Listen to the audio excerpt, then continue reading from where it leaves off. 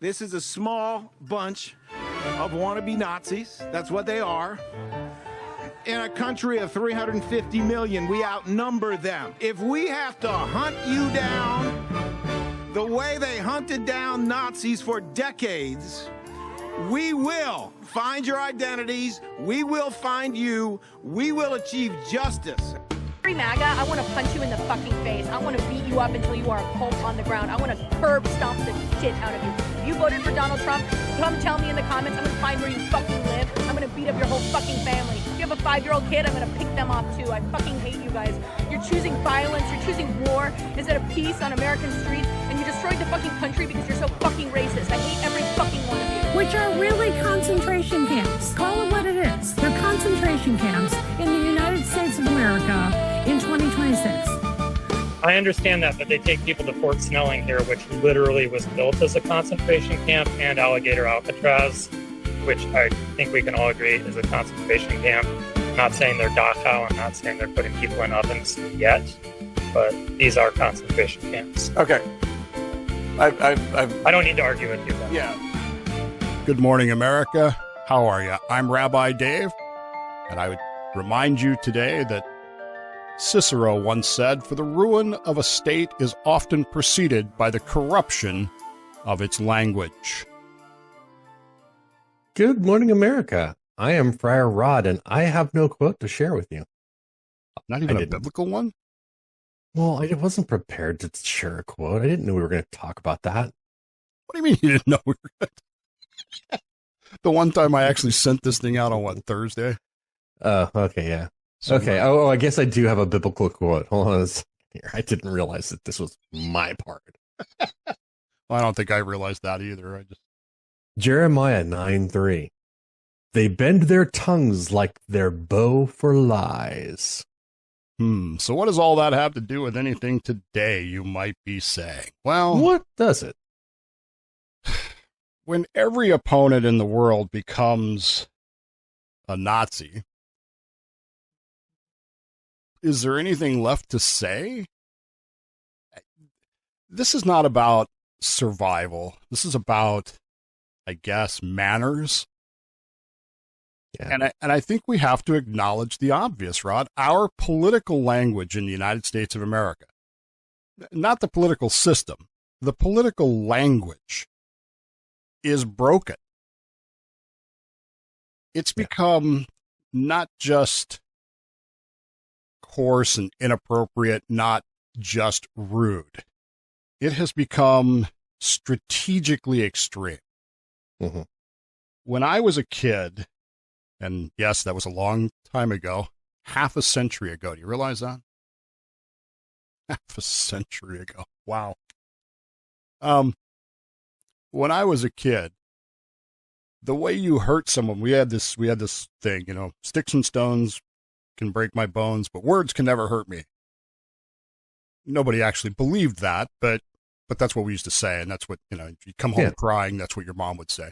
Oh, sticks and stones break your bones, but words cannot hurt you. But there was a word that could, in fact, hurt people, and did. And I remember this very well as a very young kid in the late 60s. Mm-hmm. And that word was, you're a commie. Your parents are commies, whatever. Anytime you use that word commie, boy, people just you could call people all kinds of things, and some of which I'm not going to repeat here, but you could say just about anything you wanted. But boy, you crossed that line, especially where I was growing up, and it was, those were fighting words, what the Supreme Court would call fighting words. You're trying to start a fight at that point. And that's what I mean by strategically extreme. You didn't drop that word. Hell, we didn't even know what the word meant when we were 7, 8 years old. But you dropped that word, you were doing it for the specific reason to hurt somebody.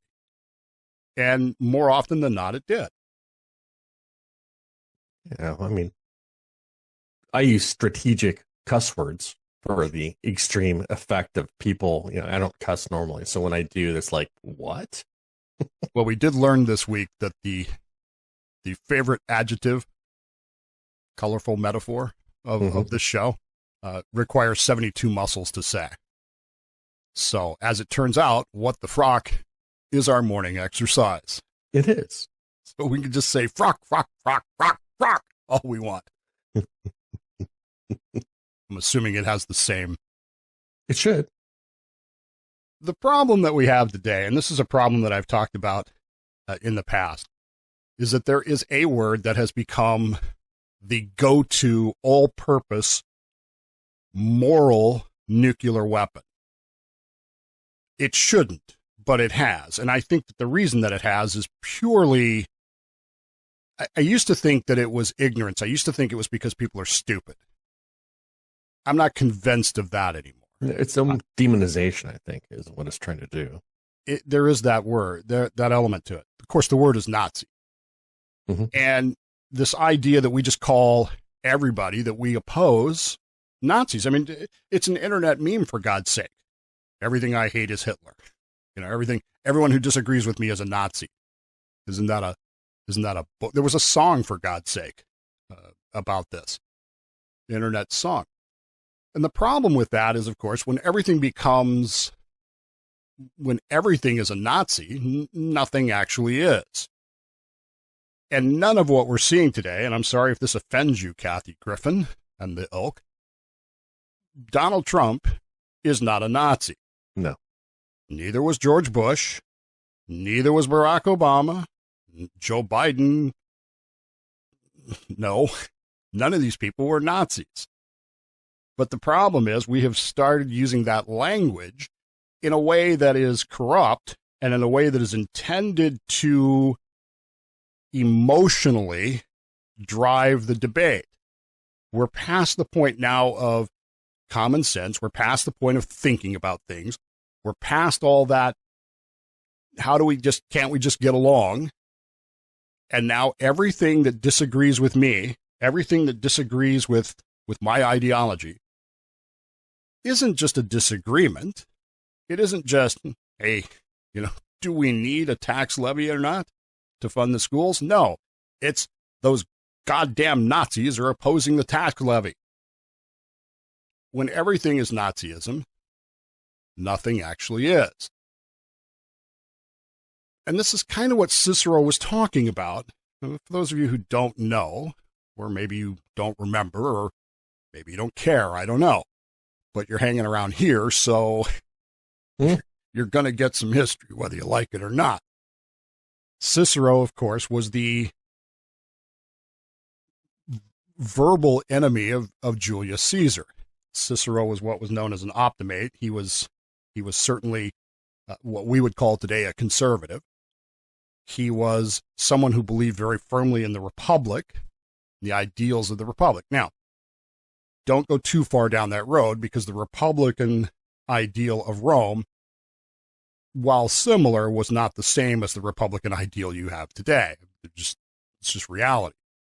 There are a lot of foundational beliefs there, though, so you can draw these conclusions. Cicero saw in Julius Caesar someone who was trying to destroy the Republic and who was trying to set himself up as an emperor. Yeah. Sound familiar? Yeah. Now, one of the things that we never talk about is the fact that Rome, in that last century, BCE, really went through some massive cultural convulsions where, almost like counterculture, where the ideas that had founded Rome, the ideas that had supported Rome, the ideas of the old ways, as it were really come to be ridiculed, not because they were wrong, but because they were old and we didn't like that. And Cicero was right there in the middle of all of this, trying to hold it all together. And he's the one that said that about the corruption of language. The destruction, the ruin of a state is often preceded by the corruption of its language.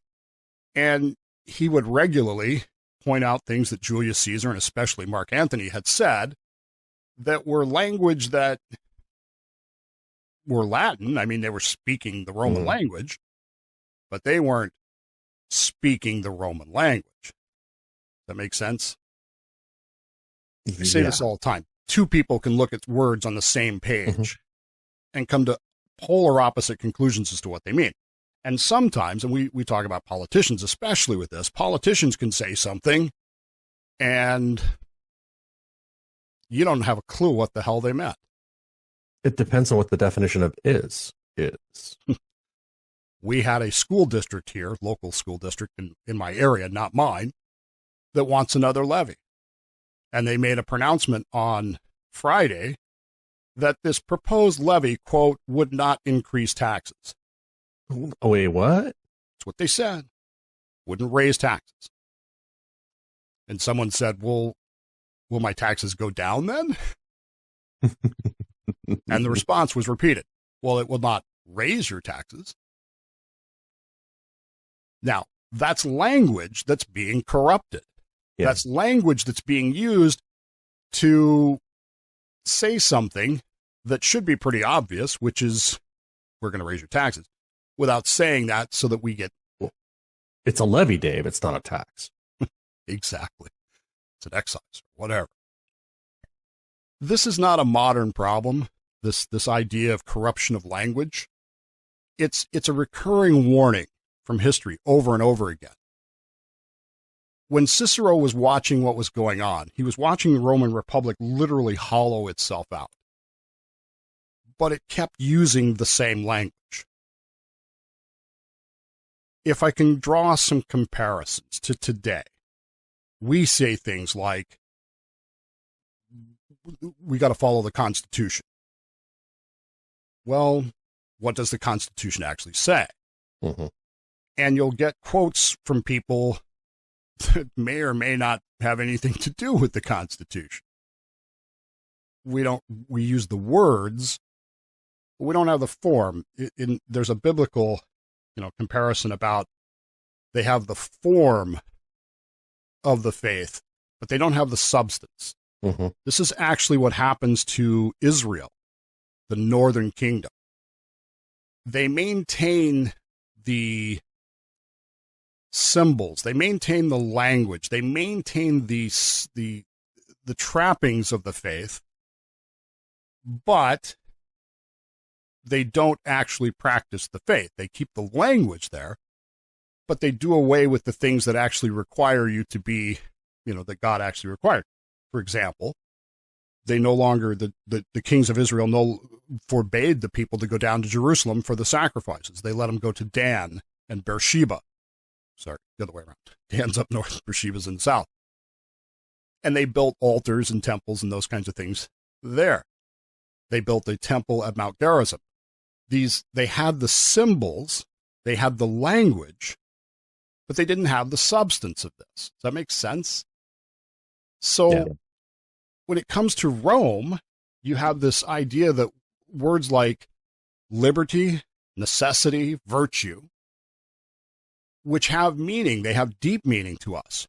Today we would probably say freedom, rights, and that sort of thing.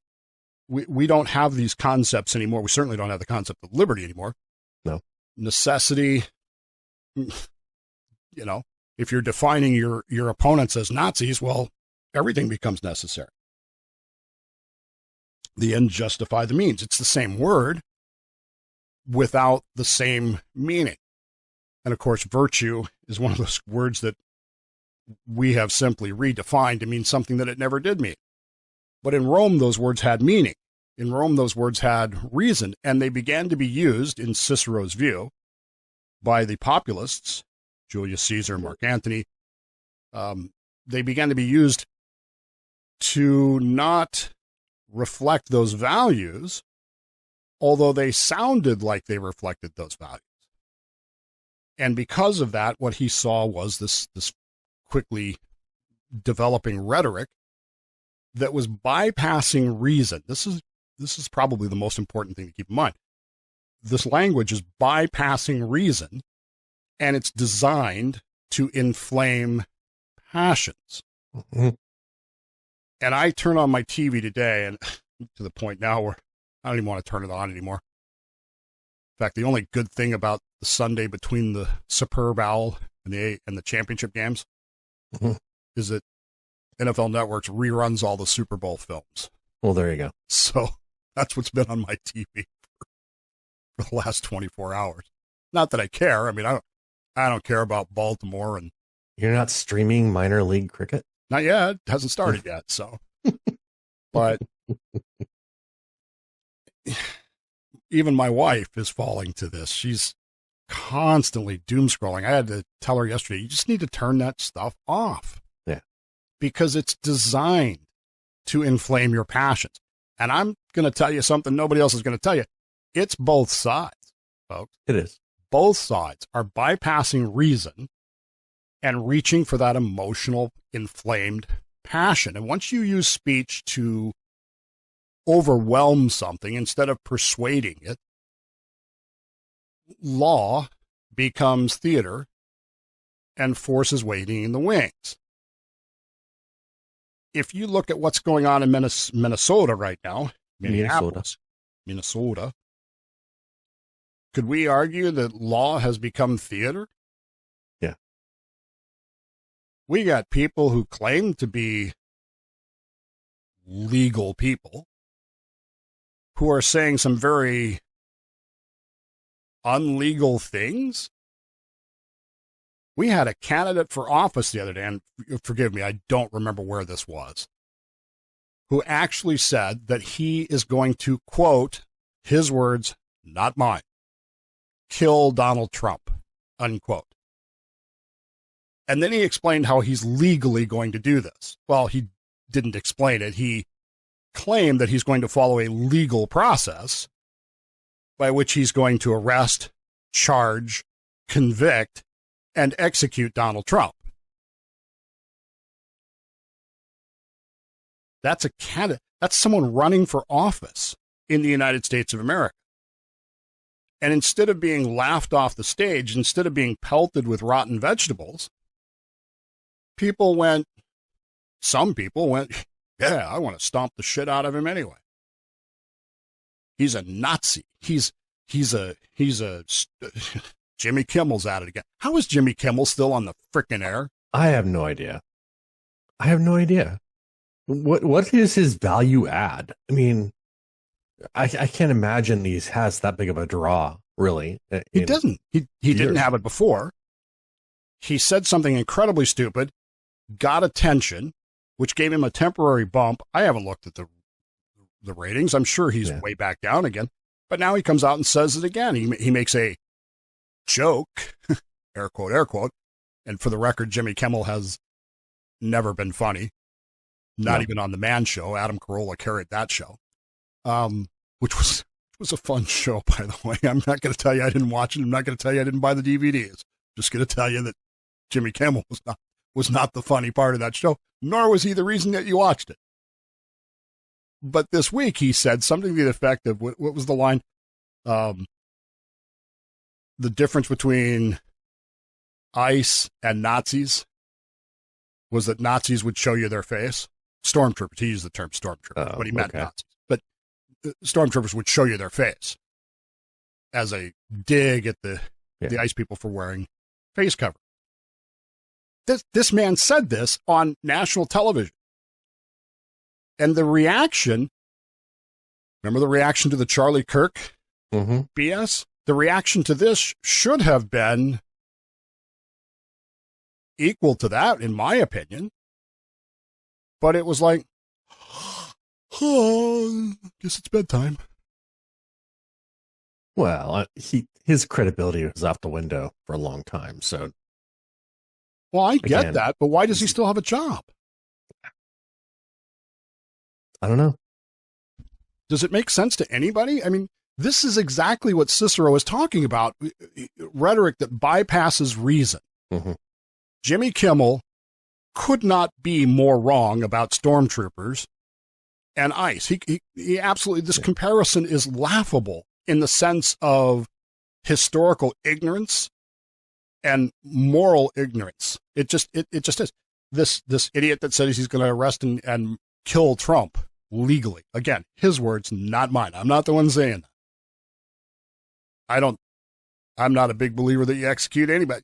In fact, if you know me well, really well, you'll know that I'm not all that big a proponent of the death penalty to begin with. Well, and I was going to say, is the left pretty hard against the death penalty? Yes. They're also harsh against, guns. They don't like the Second Amendment. Well, until now. Yeah. They don't necessarily like the First Amendment. Until now. Till Don Lemon gets arrested. Then all of a sudden, oh, what about this? What about that? Which again it's just bypassing reason and inflaming passions. That's all we're doing here. And once speech is used to overwhelm rather than to persuade, law becomes theater, as I said, and then force is waiting in the wings. When we're watching what's happening in Minnesota, this is just theater. That's all this is. Of all the arrests made by ICE in this current operation, I guess, nationwide, what percentage of them have happened in Minneapolis? Anybody know? No, I don't. What state has the most arrests and deportations? Anybody know? No. I got news for you. Minnesota's at the bottom of both lists. Texas, by far and away, according to the stats that I saw, Texas has had 25% of the arrests and deportations. Any protests in Texas? No. Why? Well, and the right has been pointing out that Obama has actually deported more people than Trump has. Tom Homan got an award from President Obama for doing this, and now all of a sudden he's a Nazi.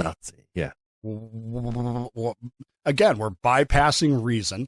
We're bypassing the ideas behind things. The words mean stuff simply to inflame passions. You know what the problem is, Dave?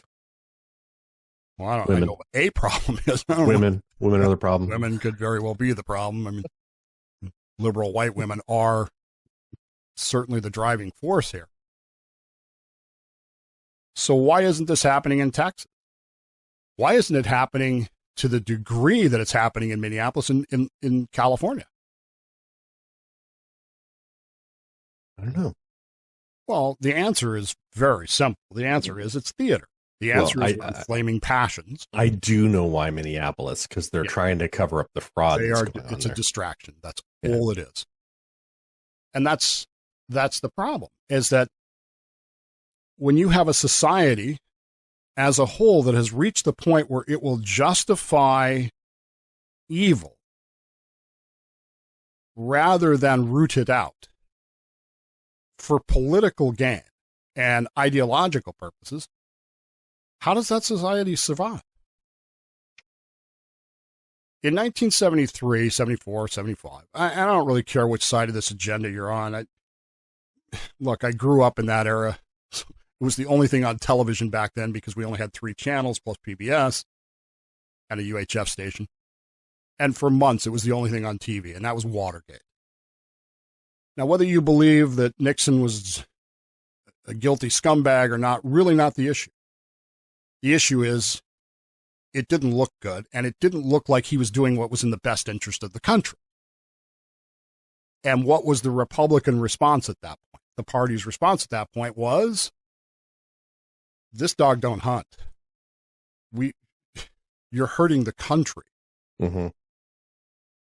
And they went along with things. Now, again, I'm not here to argue whether what they did was right or wrong. I don't really care. There was a mindset that said we have to do what's best for the nation. Maybe it was, maybe it wasn't. Who knows? But there's none of that today. There is not a single Democrat anywhere. I haven't even seen this from Fetterman, who's come out and said, what the fuck are we doing with the Somali money? And instead of saying, oh, it's racist, shouldn't we actually, I don't know, prove that it's not happening if it's not really happening? Yeah, otherwise it's a cover-up. And when Nixon does that, we get his ass out of office. Mm-hmm. When Tim Walz does it, we riot in the streets against ICE in Minneapolis. And who was the idiot the other day? Was it their was that mayor? Yeah. who said he doesn't understand why ICE is in Minnesota anyway, because their job is to protect the border. Oh, that was Pete Buttigieg. It was Pete Buttigieg. That's right. Pete Buttigieg said that their job is to protect the border, and I don't know what borders in Minnesota. Again, we are using language to inflame passions rather than reason. Pete Buttigieg is still considered a candidate for the president of the United States, and he said that he did not know what border was in Minnesota. He was in charge of the Department of Transportation. Was he? I mean, yeah, Wow. he was, but you know. Well, he was on what, paternity leave for a good part of that. In the book of Jeremiah writes those words. They bend their tongues like bows for lies. They are not valiant for the truth. And that's what I see happening here. He's not lamenting sloppy speech or common misunderstandings. He's describing a society that has learned to use language as a weapon. And that matters. A bow is not an accident. You don't accidentally carry a bow. It's crafted. You string it. You draw it back. You aim it. You release it with intent. I was reading from the Odyssey again, and the whole story of Odysseus when he arrives home and that bow that he has.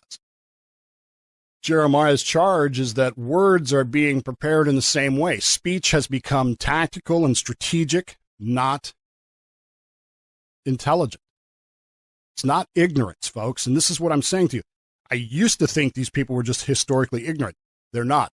You can fix ignorance. I know Ron White said you can't fix stupid, but you can. You can teach people, and you can correct ignorance. But Jeremiah is talking about something far more dangerous. He describes this as people who know what the truth is, but choose not to defend it because their lies are more effective for their ideology. To be not valiant for the truth is not to be mistaken. It's to lack courage. Do you understand that? These people who are saying these things, these Kathy Griffins, these idiots that are running for office saying that, they're cowards because truth requires strength because it comes with a cost. And lies, especially well-aimed ones, you're a Nazi, offer safety, they offer applause, and they offer advantage. There is a moral cost to this that we don't want to talk about, and we're certainly not hearing it from the pulpits of America. When people repeatedly use language to wound rather to illuminate, their own inner compass degrades. In Judaism, we call this lashon hara. Speech trains the soul. And a society that practices verbal aggression eventually loses the ability to recognize restraint as a virtue. Courage is redefined as volume.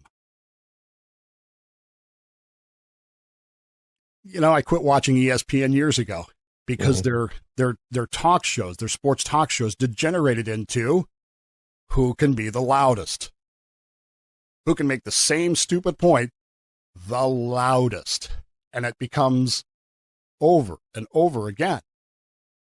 Conviction becomes synonymous somehow or another with outrage, and truth then becomes expendable. And this is why Jeremiah's rebuke lands so hard. He doesn't say they failed to speak truth. He said they were not valiant for it. The issue isn't capacity, it's character. And character is on display full bore here. Truth requires defense, especially when lies are popular and profitable. And when a culture rewards those who bend language effectively, it quietly punishes those who speak plainly. And over time, silence begins to look like wisdom, and pretension begins to look like weakness. I have no idea what that was, but something just fell off the wall downstairs. There you go. I didn't hear it. Cicero had described to us what this does to a republic. Jeremiah explains to us what it does to the soul of the people.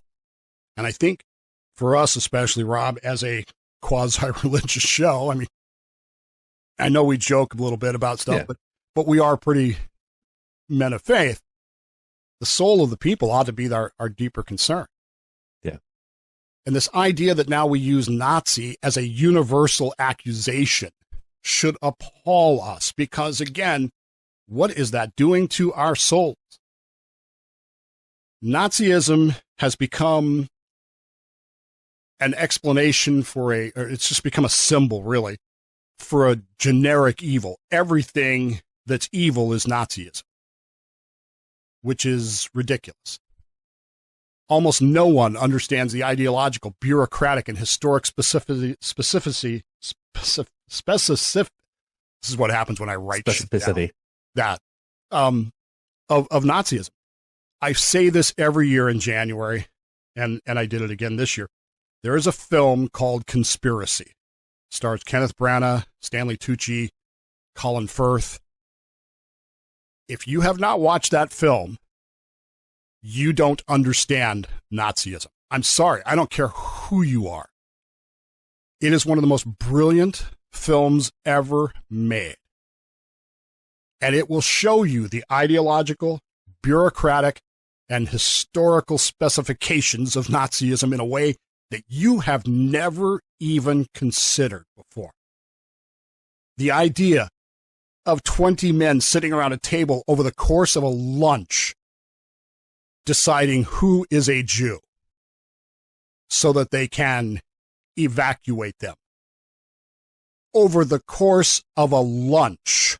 Do you understand that? It was ideological, it was bureaucratic, and it was specific. And our nation, our days have detached that history from that word so that it becomes infinitely expandable. We can take that word Nazi and apply it to everything. Hell, I don't like the New England Patriots. They must be Nazis. Make sense? I really hate grammar Nazis. Exactly. Why do we say that? And if you remove that moral weight from that word, it can't retain it once you've taken this historical boundaries away. I keep saying this over and over again. You tell me Donald Trump is a Nazi, and I tell you I can't find the report where he marched 900 people out onto a frozen river, made them take their shoes off, walk out onto the ice, and then shelled the river so that they would drown in the river. I can't find that. You tell me that these people are being sent, these arrestees, these detainees, these criminals are being sent to concentration camps where 6 million people were murdered. I haven't seen any of that happen. It's just moral shortcutting, Rod. That's all it is. Calling someone a Nazi, just like someone calling a commie back in the day, it just ends the debate instantly. Because how do you come back from that? What am I supposed to say? No, I'm not.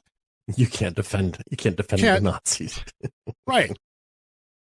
It replaces persuasion with a moral veto. That's all it is. If your opponent is evil incarnate, you don't have to even argue. You don't even have to argue with yourself. You don't even have to say, am I right about this?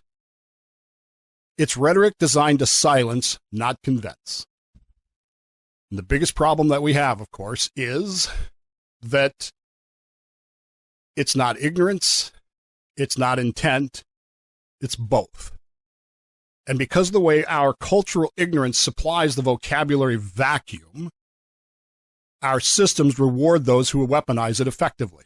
And what do we have that Cicero did not have and that Jeremiah did not have? Social fucking media. TikTok. The television news. Sports. We have so much information, so much data pouring into our eyeballs and our ears so constantly. It's a fight for our attention is what it is. And how do you get attention? Yeah. By sounding insane. Systems reward those who weaponize this effectively. Language degrades not because we, the people, are stupid, but because it works. Do you understand that? It's working on you. It's working on me. It's working on my wife. It's pushing us in directions that don't necessarily want to go. It's not just noise. Moral language is finite. And if you overuse it, you drain the meaning of it. Mm-hmm. And when every opponent is a Nazi, real totalitarianism, actual Nazism becomes harder to actually explain it. Cicero warned that once shared definitions collapse, disputes are settled by power, not persuasion.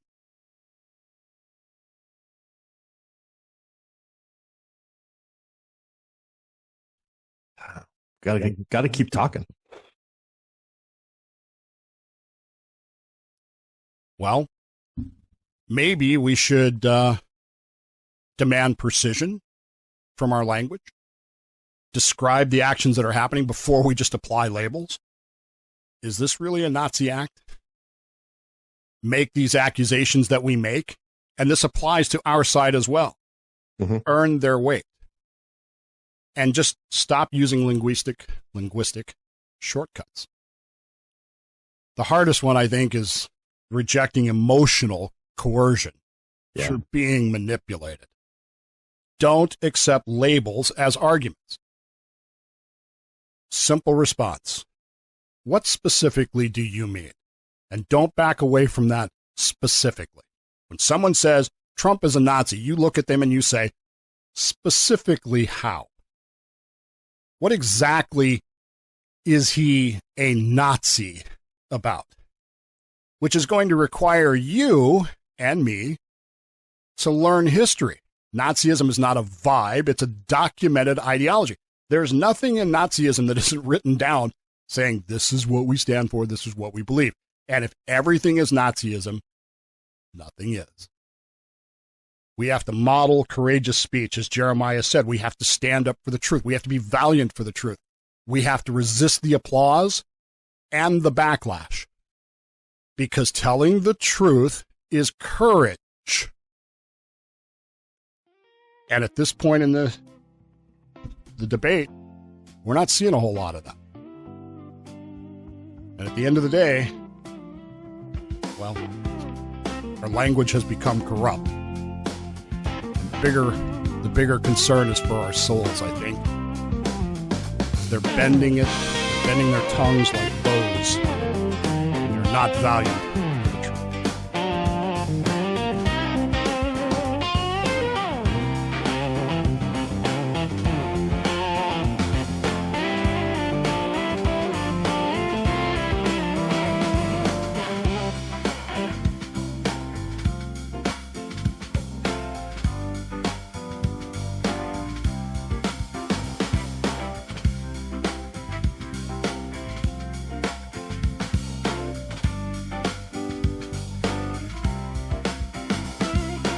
Welcome back. I'm Dave. I'm Rod. Now that I've delivered my midrash for the week. I didn't mean to really go on that long. I'm passionate about this, folks. And this whole Nazism thing is something I'm very passionate about because it's so offensive. But I also do believe that words have meanings. We have to live by those. Speaking of words having meanings, how many of you have seen this Eli Lilly drug commercial? It premiered during the Rose Bowl or the national championship game, which I did not watch. Just didn't have any interest. Sorry. I didn't see it on TV. It has subsequently been showing in NFL games. I'm sure you've seen it. It's this. Is he a kid? I don't know. It's hard to tell for sure how old he is.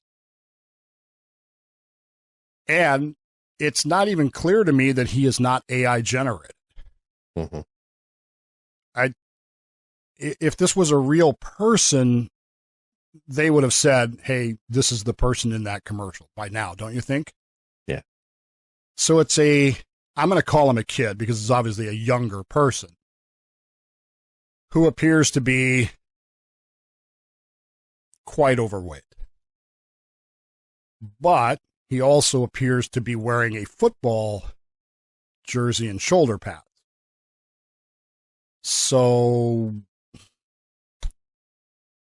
and he's going on and on about he doesn't need your lectures about weight and dieting and what you think about his appearance. And this is one of those commercials that caught my attention immediately because, of course, it's designed to do so. But this is an argument that I've had my whole life. Dave, you're overweight. No shit.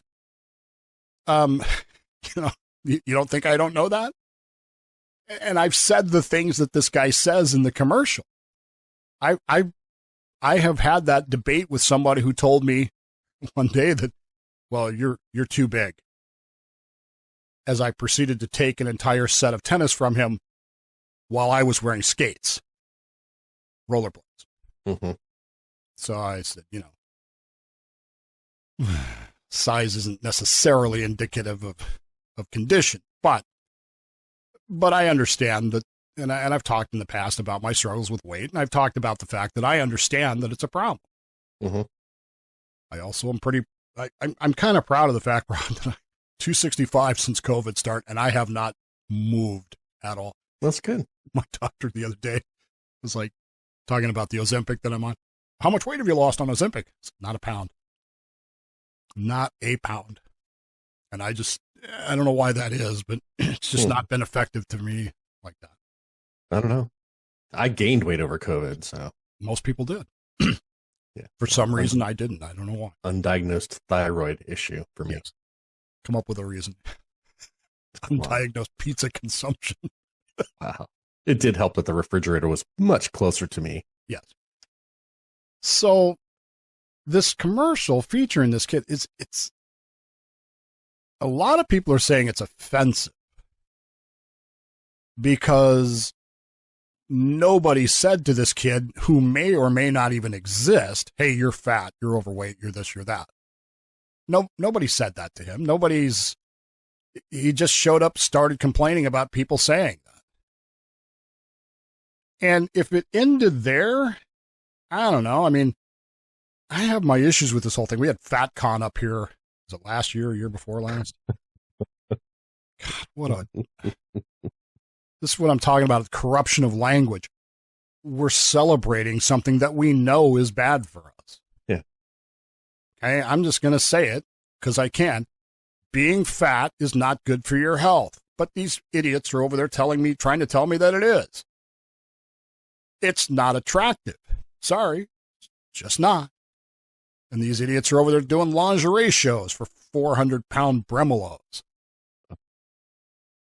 And you can't possibly be serious about this, but then the real issue with this whole thing comes out, Rod, which isn't whether this kid is real or not, isn't whether or not what he said is right, wrong, or indifferent. It's the fact that this is a drug commercial for GLP-1s. It never actually says that, as I recall. It never actually says, see your doctor, ask your doctor for Ozempic or whatever. AstraZeneca. It's Eli Lilly, but it never actually says that, which makes it even a little more creepy in my view, because now it's not... I've never understood these drug commercials anyway. How many of you actually go to your doctor when you see a drug commercial and go to your doctor and say, hey, can I try this? Well, it's like these commercials where you see this guy driving this sports car down this, country road and all this stuff. And then it turns out to be a commercial for butt cream or something like that, right? I mean, it's not even relevant to what the actual product they're selling. Right. Well, and this has people upset because Eli Lilly, yet another one of these pharmaceutical companies that made a lot of money and continues to conduct themselves at least somewhat questionably. Why are they pushing these drugs like this? When RFK Jr., who I've come to like more and more, yeah, I know he's a Democrat, yeah, I know he's lean socialist, but I like the way he talks. And I don't mean his voice, I mean the things that he says. When he says stop eating processed foods, the same people who have been telling us for 50 years, the hippies out in San Francisco is telling us don't eat processed foods. Now all of a sudden, the vegans. Now all of a sudden they get their shorts in a wad because Donald Trump's Nazi said it. Yeah. It's no different than when the the vaccine for COVID was in process, all these people, Kamala Harris saying, I'm not going to take that. And as soon as Donald Trump wasn't in charge of it, they were all for it. In fact, if you don't take it now you're the problem. Well, it's the same thing with the whole Don Lemon journalist thing, right? You know, the one journalist gets arrested on the left, and they're all up in arms about the First Amendment stuff. When how many journalists on the right were actually incarcerated and jailed through January 6th just because they were there in the crowd? How many were throttled? Yeah. So this ad raises a lot of those same kinds of questions, doesn't it? I thought I don't know. Are we going to get a commercial in 6 months of this same kid who's now, 160 pounds, and they're going to tell us what a great job this drug did? I don't know. I don't know if it's offensive or not. I know this. Freaking uncomfortable.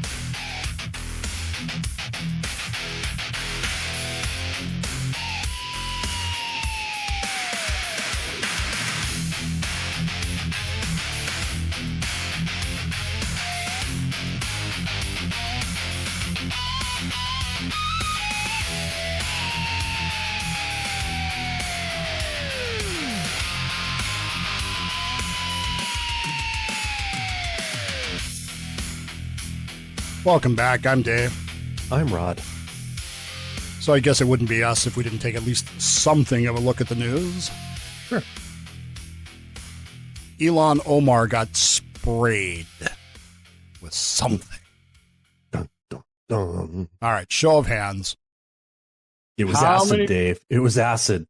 How many people actually believe that this really was an attack on Ilhan Omar? Raise your hand. It's so contrived, but at the same time, that guy is such a character. There are people out there saying that Ilhan Omar's events are very strictly controlled as to who can come in and can't, and what you can bring into it. And at the top of that list is you cannot bring a water bottle in.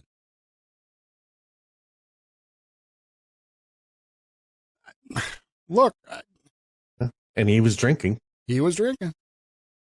So why would this event... By the way, she blames Trump for this. She says that this guy's a radical. He's a Nazi, of course, who assaulted her because Trump encouraged him to do so. Yeah. I think a false flag op. But why? Why have this? And by the way, she's using it for fundraising now. I don't know if you've seen her fundraising letter going out talking about how Trump's Nazis have attacked her because she's standing for the truth, I guess. And talk about corruption of language. Mm-hmm. So she's using it for fundraising, but the question becomes, why did it... let's stipulate that this was staged. Because I'm sorry, I just believe that it was. She's going to need legal fees, Dave. Why? Okay. Why stage it?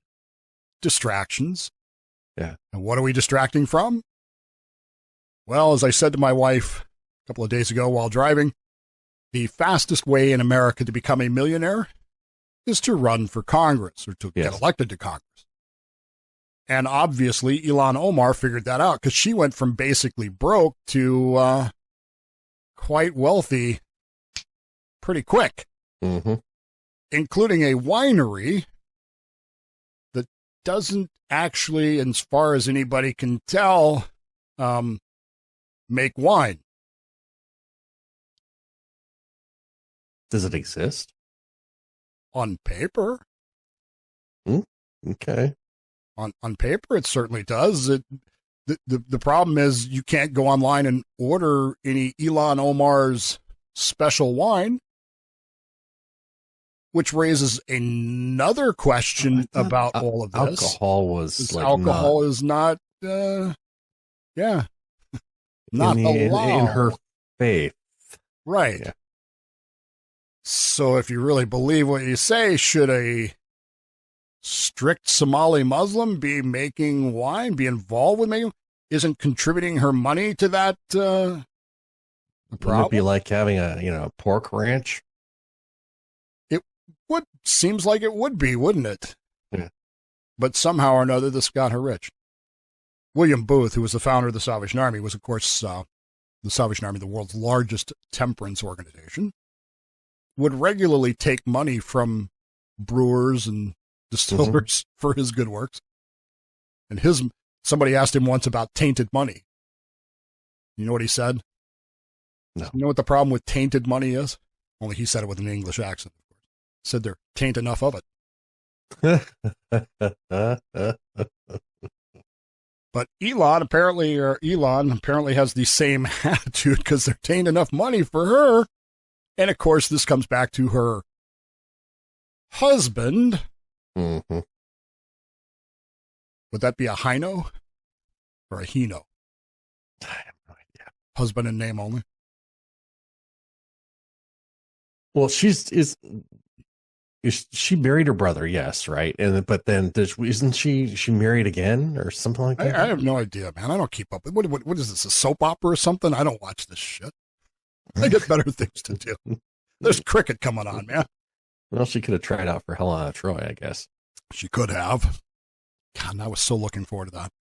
But putting that aside, if the fastest way in America is to become a millionaire is to get elected to Congress and be corrupt and to use language that is corrupted, yes, I spilled my coffee. I saw you do that. You have a drinking problem, Dave. I have a drinking problem. But I don't have the problems that Ilhan Omar has. Nope. Thank God.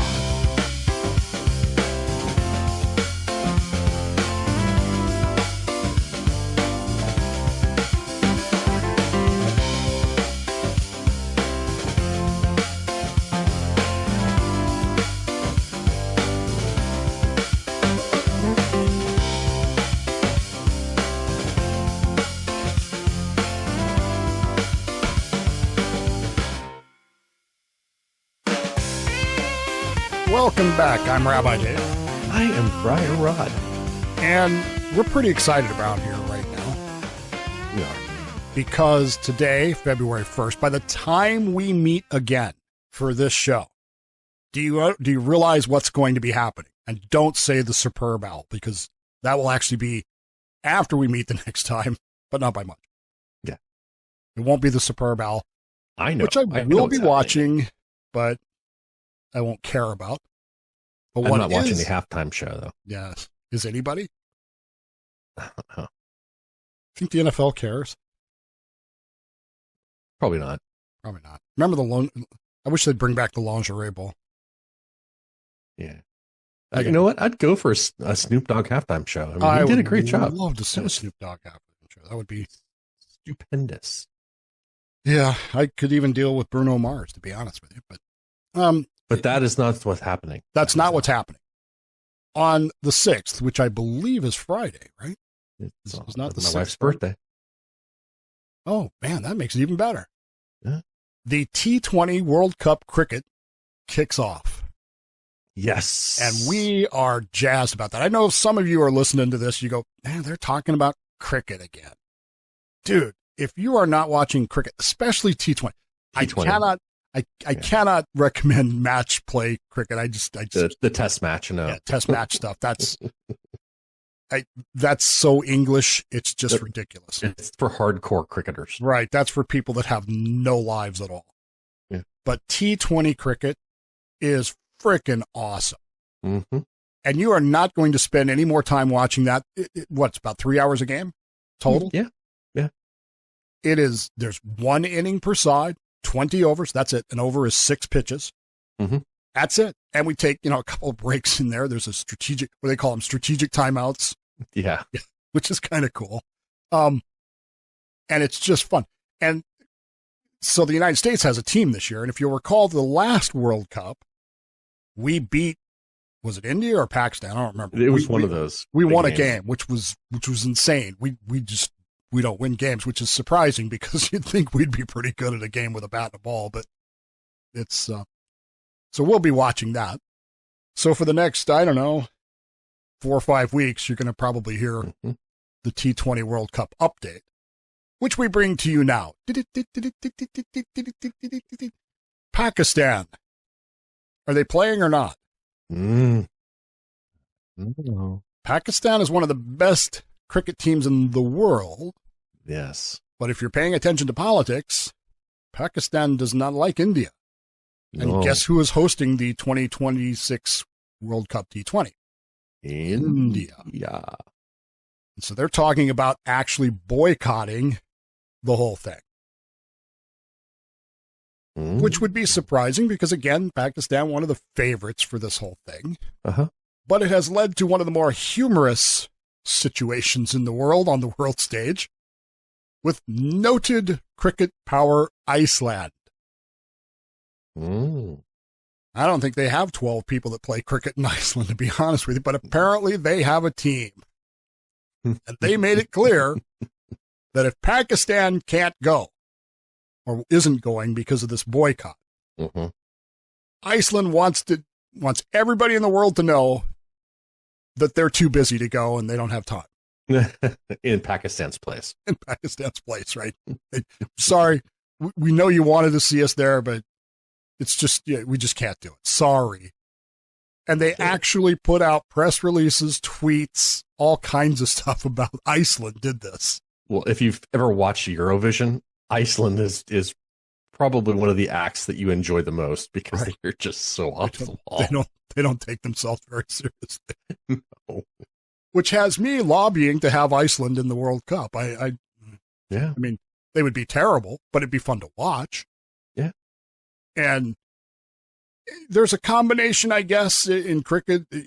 How many of you watch Little League games where you get these Little League home runs where somebody will hit the ball to second base and it'll turn into an inside the park home run because you get a lot of that in cricket. It's pretty fun to watch. Yeah. But you get some amazing catches and stuff too, and it's just such a fun game. And the language is so much better. Yeah. So much better. That parabola got to 12 meters, but it's exciting stuff. So we're pretty jazzed about that. I'm pretty jazzed about the United States being in it. Of course, it will be at least streamed if it's not on television. Yeah. But we both have, what is it, Willow? Willow, yeah. So I'm sure that will be on there. So if you don't like that was so worth $10 more a month. $10 a month for Willow to get cricket. I bought it because that's where I get Red Zone from. Yeah. And then I'm looking at it going, I don't know if I want to pay another $10 a month for Willow. And then I was like, wait, it's here. So I actually kept my Red Zone subscription through the summer because not only are we going to get T20, we're going to get the World Cup. Mm-hmm. Then we have the Women's World Cup, which, I'm not a big WNBA fan, but this I might watch. You know the reason why men don't like women's sports? Because men like to try and identify with the players on the field and think, I could do that. I could be that. This is absolutely true. Can't do it when the women are playing. If you've ever seen my Antigua jersey, you'll understand why. Antigua has a guy that makes this kid in the Eli Lilly commercial look small. And he is my hero because he is one of their best players. It's just fun to watch him. It's fun to think, I could do that. He doesn't wear a mask or anything. Nope. Nope. He's just out there.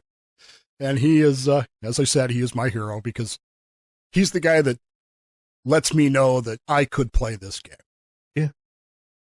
And I see some pretty amazing stuff. Anyway, that'll start, and we will have a short segment dedicated to what happened in the World Cup T20 this week. If you don't like that, down on whatever program you're using, Spotify, iTunes, whatever, there's a little arrow thing to the right. Mm-hmm. You can kind of scroll through it. But if I were you, I would listen. You might learn something. And most importantly, what you will not hear is us calling teams we don't like epithets that we shouldn't be referring to them. Yeah. So it will be a refreshing and pleasant distraction from real world problems, except for Pakistan throwing a bitch fit about having to play in India because they don't like the Indians. It's like, just go and beat them, right? Yeah. Go and win the whole thing in India. Just go win the whole fucking thing. In the words of Jake Taylor. If you think it's such a problem, just go win it. Actually, I think what they actually have some security concerns, but that's, Yeah. neither here nor there. So we're pretty excited about that. And so we get that. Then we have the Women's World Cup. Then we have Major League Cricket here in the States kicking off, which will happen. Some bad news out of Seattle. We did lose our owner this past week. He passed away. Yeah. I don't know what that's going to do to the construction of the cricket grounds in Seattle, which I was very excited about. I've said I don't go to Seattle. For that, I will go to Seattle. Okay. I'm toying with the idea of whether or not I could afford season tickets. Okay. So we'll see. That's what a happens. commitment, Dave. That is a commitment. This game, I'm 62 years old. I was raised on football, baseball, and hockey. And I really enjoy cricket. Yeah. It is a fun game. It's a fun game to listen to. The whole Caribbean series, oh my God. Every day I was texting Rod, I want to go to Barbados. I want to go to Antigua. I want to go to this island. Sending me screenshots of yes. The cheerleaders. God, I want to. Can you imagine just sitting back, drinking pina coladas and watching cricket for 6-7 hours a day? Because, you go to more than one game. And yeah. Oh, man, it would be so fantastic. Such a dream. The Virgin Islands. Anyway, so then after that, then minor league cricket starts, which is also streamed. And they've got like 26 teams. So that'll start. And then we'll get into the other, the South African tournaments and the Indian tournaments and stuff like that. So T20 is really becoming it's a modified version of the official game. Yeah. But it's really becoming popular because you don't have to sit there all freaking week. Yeah. Watching the game. I don't know how people do that. There's so much pressure and stress, right? Yes. Far more than you would imagine. And by the way, if you're like me and you hate replay in NFL and Major League Baseball and even hockey and now the NBA, you hate the way the NFL does replay, you will love how they do it in cricket. Yes. Number one, it's live. So the person who's actually doing the replay is talking to the entire stadium as they do it, telling them exactly what they're seeing, exactly what they're thinking. And they have an audio component to it. So there's always a question of whether or not the ball hit the bat or not. And so or the person. Yeah. They have an audio component that shows the waveform that, okay, it did or it didn't. All of this, and it's all live. And it's all right there in front of you. It's not hidden like the NFL does with their bullshit in New York. Mm-hmm. So anyway, pretty excited about that. Far more excited about that than I am anything else these days, which is weird. But then again, it is February. And of course, spring training starts soon too. So there you go. There is that. All right. Everybody up to date? I think so. Go forth. Be courageous.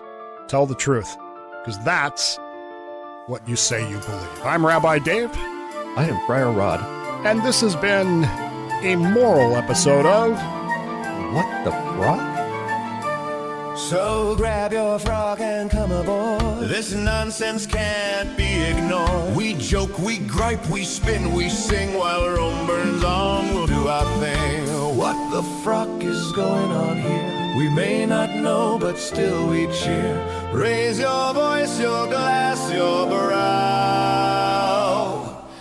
because the frock is happening now.